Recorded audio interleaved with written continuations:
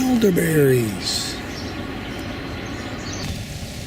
These comfrey blossoms are almost black. Oh. Those are kiwis. See what I see? Those are black locust blossoms.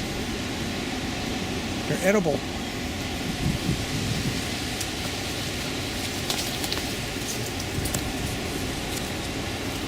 You need a ladder to get the ones up higher. These lower ones you can pick and add them to a salad.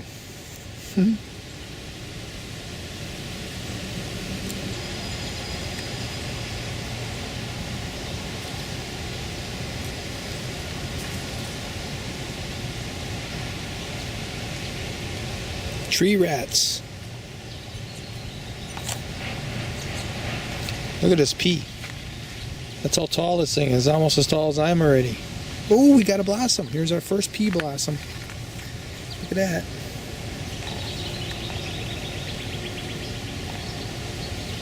No, this camera's going to heck. But you get it. We're going to have a pea pretty soon to eat. There's another one just coming out.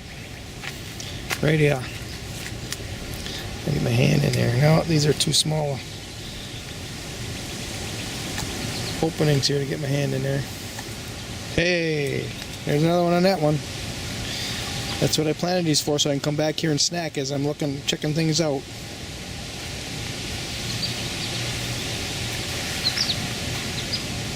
These are coming up here nice too, and here nice too. Our beans are starting to stretch out.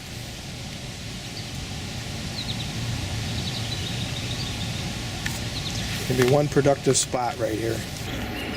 I am gonna pick that one single radish that's left in the white salsify. Look at that. Look at that nice one. Look at that. That's really nice. It's always hanging there by one little root. And that I'm gonna have for breakfast.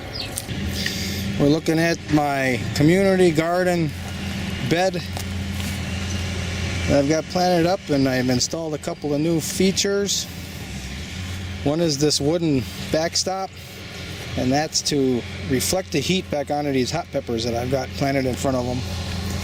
We don't have a great climate for hot peppers, so I planted them a week ago, and most of the leaves died off them because we had a hot spell and I didn't come over here. But hot peppers are liking heat. I think they're adjusting. We're going to give them a lot of heat now with this backstop. Created a microclimate here. When we get the cold north wind, these peppers are still going to be in nice warm conditions. And then we installed this vinyl coated hardware cloth, keep the bunnies out. I know that they'll eat these white salsify if they figure out their food. So we're prohibiting that from happening. One of the other people that were here that has a garden says, yeah, there's rabbits. So this is, gotta get everything caged up. You just have to do it. I've got this little brace right here, and I've got some other stakes in here to hold us up. Might have to come back and with a hammer and redo it a little bit. And our circle bed of skirret and climbing peas are doing well. You see the climbing peas are coming up the sides right now, and this is the tallest one right here. Doesn't seem to want to come over here and grab anything. Yeah, it'll find its way. If it has to, it'll climb up the skirret, because the skirret's going to grow 3 foot high. And I left the skirret out with this circle cage over the top. See if the bunnies find that, because the bunnies really love skirret. And these are my grandma's onions I'm letting to grow and produce bulbils for replanting. When we have this circle welded wire cage over the top like this, you know, it's like in a dome shape. Now the onions won't fall over, because they'll fall over and they'll be in everybody's way as they walk past. And I don't like them falling over anyways. I like it rather that they're standing up. So right now I did this the last time I was here. I put newspaper down and I've got straw over it. I still have this one to do yet. I should have brought it this time, but I wasn't thinking about it, so that'll be next time. Now that I've installed this backstop, I'm going to have to come and water more often, so I'll be here more often. And these are celeriac. There's that, celeriac. I got quite a few in here. 2, 4, 6, 8, 10, 12, 14, 16, 17 of them. 16 of them. So I'm going to do an experiment with storing them this year in my basement for the winter. And here we go. We got us a garden bed that's just loaded with food.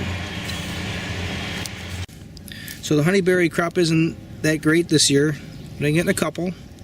So I'm picking them right off of the sheets, like I showed you on my setup on my other earlier video. I'm just reaching up underneath the chicken wire and I'm grabbing these honeyberries off the sheets. If I wait until they drop, they're sweeter. Here's 2 of them. So this is the honeyberries. On the top I have just this bird netting, flexible bird netting, and then along the sides I've got chicken wire. I've got the bird netting draped along this chicken wire for a little ways. Now the birds can't get in, and last year I just went in and picked them, and all 3 of these kind of ripened at a different time. But since I took the netting off, the birds were getting at them like crazy. I decided just to pick them all. Well, if you don't let them ripen, they're pretty tart. I mean, they're tart anyways, but they're really tart if you pick them too early. I've learned that the hard way over the years, and although I eat them, I still would rather have them be a little sweeter. So, and then I got sheets on the bottom underneath, and when they fall off and land on the sheet, that's when I grab it and eat it. So something's happening over here. I hear some noises.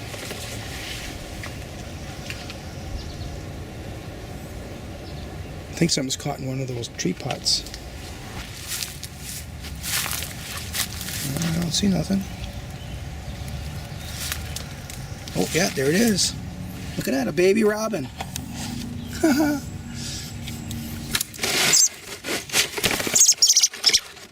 at that. We'll let you out. You can't be in this garden. Oh yeah, you can be in this garden. It's kind of safe in here. Mama's got to be around here somewhere.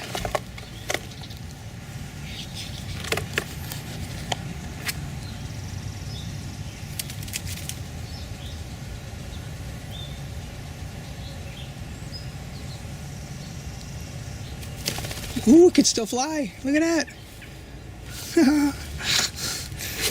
Glad I heard that. Although they steal my berries, I still want robins. Oh, he flew out. Oh, there he is right there.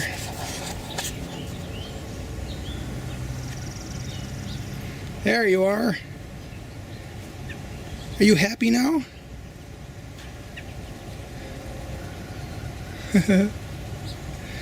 Well, I'm a hero for a half a day.